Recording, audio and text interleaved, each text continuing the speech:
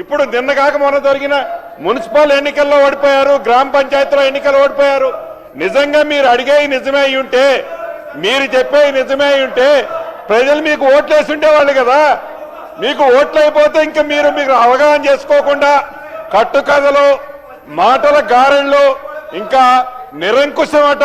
నిరంకుశానికి brand అంబాసిడర్లు మీరు, నిరంకుశానికి brand అంబాసిడర్లు మీరు. దాని గురించి మీరు మాట్లాడుతున్నారా?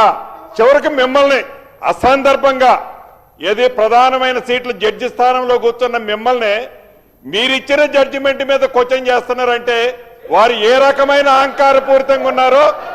అసలు ఏది పార్టీలు మారే ప్రోత్సహించింది మీరు కాదు, ముందు దాని గురించి మీరు మాట్లాడుతున్నారా?